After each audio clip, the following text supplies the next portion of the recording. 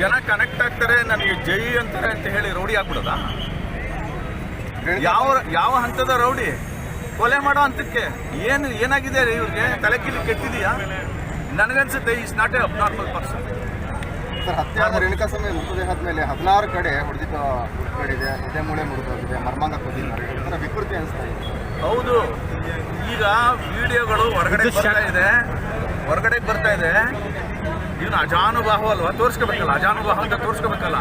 ರೇಣುಕಾಸ್ವಾಮಿ ಕಾಲಿಡ್ಕೊಂಡು ಎತ್ತಿ ಗೋಡೆ ಹೊಡೆಯುವಂಥದ್ದು ಎಂಥ ವಿಕೃತಿ! ವಿದ್ಯುತ್ ಶಾಕ್ ಕೊಟ್ಟಿದೆ, ಮರ್ಮಾಂಗಕ್ಕೆ ಒದೆಯುವಂಥದ್ದು, ಎದೆ ಮೂಳೆ ಮುರಿದೋಗಿದೆ. ಸೊ ದೇರ್ ಫೋರ್ ನನಗನ್ಸುತ್ತೆ ಈ should be given rigorous punishment.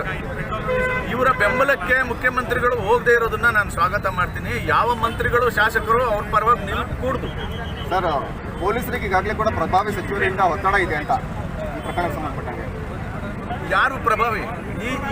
ಈ ಘಟನೆಯಲ್ಲಿ ಪ್ರಭಾವಿ ಯಾರು ಅಂತಂದ್ರೆ ಅಲ್ಲಿ ಸತ್ತೋಗಿದ್ದಾನಲ್ಲ ಅವ್ರ ಮನೆಯವರು ಪ್ರಭಾವಿ. ಅವ್ರ ಮಾತು ಕೇಳಬೇಕು.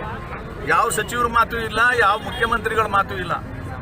ಗಂಡನ್ ಕಳ್ಕೊಂಡಿದ್ದಾಳಲ್ಲ ಇಮ್ಮ, ಅವಳೇ ಪ್ರಭಾವಿ.